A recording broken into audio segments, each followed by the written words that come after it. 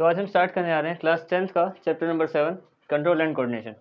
इसके step by step देखेंगे। आज की वीडियो में हम डिस्कस करेंगे कि न्यूरॉन्स क्या होते हैं, उसका डायग्राम और उनके टाइप्स और टाइप्स के फंक्शन क्या क्या होते हैं, वो सब एक एक करके डिटेल में देखेंगे। ठीक है, तो देखो कंट्रोल एंड कोऑर्डिनेशन का जो बेसिक चैप्टर है ना, वो चैप्टर रिलेट ही इससे करता है कि किस तरीके से हमारी बॉडी कंट्रोल करती है अपने आप को कि कोई फंक्शन को इस तरीके से परफॉर्म करना है। जैसे कि मान लो पैर में कांटा लग गया तो जल्दी से पैर उठा देना क्योंकि दर्द हो रहा है। ठीक है, तो ये सारे जो फंक्शन है ये ब्रेन के साथ ऐसे करके आगे बढ़ते हैं। न्यूरॉन्स का काम क्या है, मतलब जितनी भी फंक्शनिंग है ना कंट्रोल करना किस कोऑर्डिनेशन के साथ, उसी चैप्टर के बारे में हम अच्छे से डिस्कस करेंगे। इसमें ब्रेन आएगा, स्पाइनल कोड आएगी, और भी सेंसरी कई ऐसे फंक्शंस होते हैं जो हम कंट्रोल कर पाते हैं, कई ऐसे फंक्शन होते हैं जो हम कंट्रोल नहीं कर पाते, तो वो भी देखेंगे। ठीक है, तो सबसे पहले स्टार्ट करते हैं। देखो इसमें इम्पल्स क्या होता है, वहां से शुरू करते हैं। देखो सबसे पहले इसमें इम्पल्स।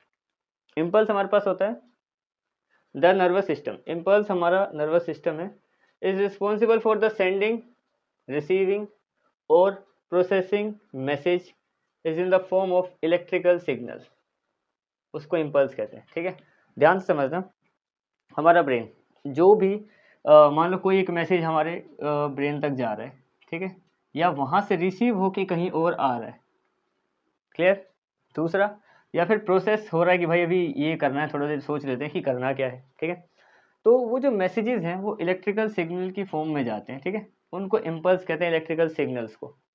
क्लियर, आई बात समझ में। जैसे कि मान लो कोई भी एक फंक्शन है, जैसे एक वर्कर ही होता है ना, ठीक है, एक ऑफिस में एक बंदा है, उसको बॉस को ये वाला काम बताना है, तो वो जो जो उससे जूनियर लेवल पे वो उसको बोलेगा ना कि वहाँ पे चला जाके उसको एक काम बता दे। ठीक है, तो इम्पल्स वो चीज़ें इलेक्ट्रिकल सिग्नल्स की तरह होती हैं। जो भी कहीं पे किसी ऑर्गन में ये दिक्कत हो गई तो ब्रेन तक उसकी मतलब दर्द हो रहा है वो पहुँचाना कि भाई वहाँ पे दर्द हो रहा है, यहाँ पे ये दिक्कत है तो दर्द हो रहा है, तो वो सारे जो इन्फॉर्मेशन पहुँचाने का काम है वो इम्पल्स का काम है। वो भी किसकी फॉर्म में, इलेक्ट्रिकल सिग्नल की फॉर्म में। सीधी सी बात है, क्लियर। आगे बढ़ते हैं। अब वो सिग्नल्स की फॉर्म में पहुंचाती है। अब देखते हैं न्यूरॉन्स का क्या रिलेट करता है इससे। देखो न्यूरॉन्स क्या होते हैं। देखो nervous tissue is made up of organised network of nerves. ठीक है, न्यूरॉन क्या है, ऐसे टिश्यूज है ना, एक ऑर्गेनाइजेशन टाइप है मान लो। ठीक है, जिससे हमारे यहाँ पे वो नहीं होता पोस्टमैन टाइप, कि जो पोस्ट ऑफिस है वहाँ से पोस्टमैन निकलते हैं कि यहाँ यहाँ लोगों की जो जो है कि यहाँ से चिट्ठी भेजी या यहाँ से कोई पार्सल है, तो उनको हर जगह पे पहुँचा देना जहाँ जहाँ पे वो जाना चाहते हैं। ठीक है, जहाँ पे उनका एड्रेस लिखा हुआ है वहाँ पे पहुँचा देने का काम। तो वैसे ही न्यूरॉन्स होते हैं। जैसे इम्पल्स का काम है कि भाई वहाँ पे सिग्नल देना, अब वो सिग्नल देता किसको है, न्यूरॉन्स को। न्यूरॉन्स का काम क्या है कि अब जहाँ पे जो सीन बना, मतलब एक तरीके से इम्पल्स न्यूरॉन से सीनियर है।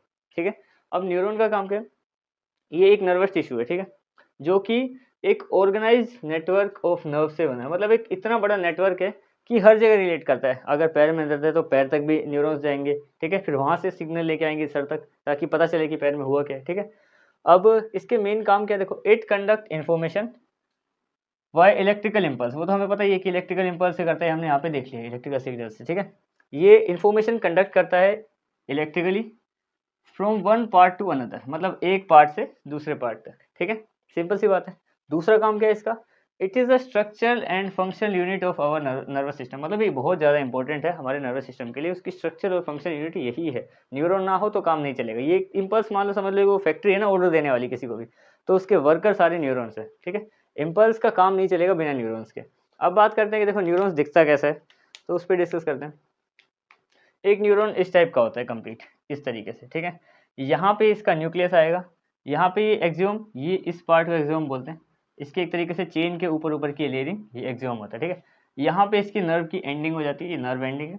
इसकी बात करें तो ये डेंड्राइट है, ये जो ऐसे ऐसे करके पेड़ टाइप बने हुए ना, ये डेंड्राइट है, और ये इसकी सेल बॉडी है मेन वाली। ठीक है, अब सीन क्या है कि ये दिखने में न्यूरॉन ऐसा होता है, अगर मान लो पेपर में आ गया कि न्यूरॉन के बारे में 3 नंबर में, 4 नंबर में, 5 नंबर में लिखना है। ठीक है, तो कैसे कैसे लिखोगे, पहले बना देना ये डायग्राम। ठीक है, डेफिनेशन, इम्पल्स की जरूरत नहीं पड़ेगी अगर तुम्हें न्यूरॉन का अच्छे से पता है, तो फिर तुम ये भी लिख पाओगे इसके टाइप्स। ठीक है, अगर 5 नंबर में आ गया तो 2 नंबर में आ गया तो ये और इसकी डेफिनेशन, 3 नंबर में आ गया तो ये और ये काफ़ी है, 5 में आ गया तो ये पूरा लिख देना यहाँ से आता। ठीक है, तो ये तो है इसका डायग्राम। अच्छा देखो यहाँ पे क्या है कि नर्व एंडिंग के बीच में ना ये लिखा हुआ है मैंने एक साइनेप्स।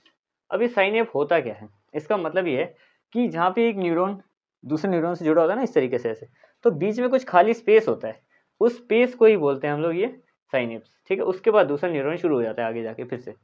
क्लियर, जो स्पेस आता है एक न्यूरॉन और दूसरे न्यूरॉन के बीच में वो साइनेप होता है। क्लियर, आगे बढ़ते हैं। अब देखो, अब बात करते हैं टाइप्स ऑफ न्यूरॉन्स कौन कौन से टाइप के होते हैं। सबसे पहले sensory, they send messages from sense organ to brain और स्पाइनल कॉर्ड। मतलब ये क्या करते हैं, मान लो किसी पैर, एक काम करता हूँ मैं, पहले सारे एक बार ये पढ़ के बताता हूँ, फिर उसके बाद तो मैं एक साथ ही एक एग्जांपल से समझाता हूँ, ठीक है। मोटर न्यूरॉन क्या होते हैं, they send messages back from brain and spinal cord to muscles of the glands of the body in the body. Clear. आखिरी और पढ़ लेते हैं, फिर उसके बाद एक साथ ही तुम्हें इसको क्लियर कर दूंगा मैं। रेले न्यूरॉन क्या करते हैं, it connects neurons with the specific region of CNS, central nervous system. ये सीएनएस वीएनएस हम आगे भी पढ़ेंगे, ठीक है। देखो अब ये होता क्या है, एक ही बार में थोड़ा क्लियर कर लेते हैं। इन मार्कर को मैं रख देता हूँ। देखो मान लो कि ये मेरा हाथ है यहाँ पे, ठीक है, यहाँ पे एक हल्के से कोई चीज़ लग गई, मान लो कोई पतली सी सुई की टाइप की लगी, यहाँ पे छोटी सी चीज़ लग गई मेरे को, ठीक है।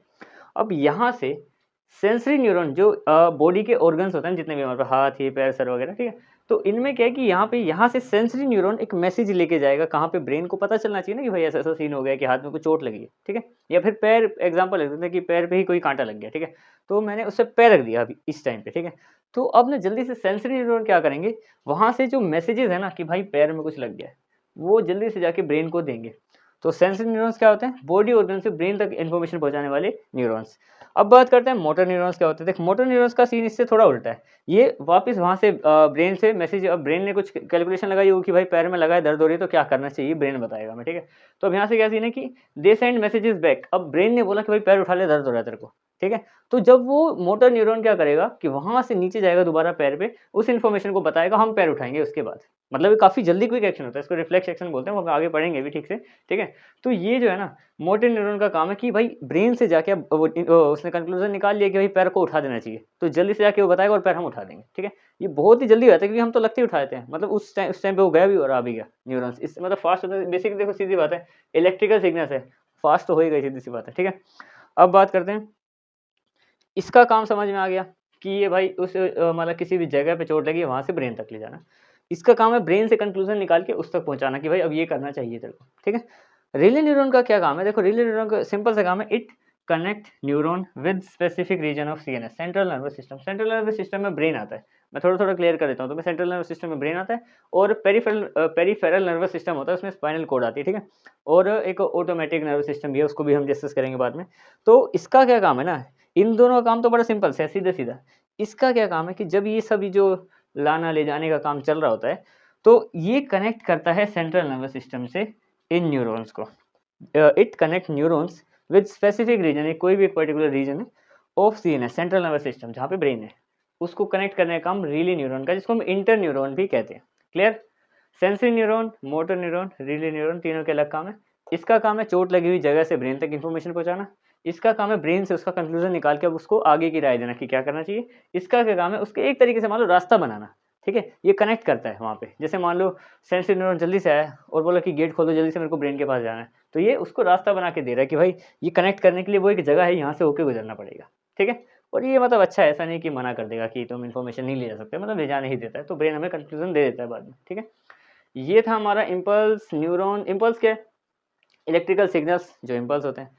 अच्छा न्यूरॉन्स, न्यूरॉन ये है जो सारा भागा दौड़ी करता है किसी भी ऑर्गन से जहाँ पे भी चोट लगी है, वहाँ से लेके आगे तक का।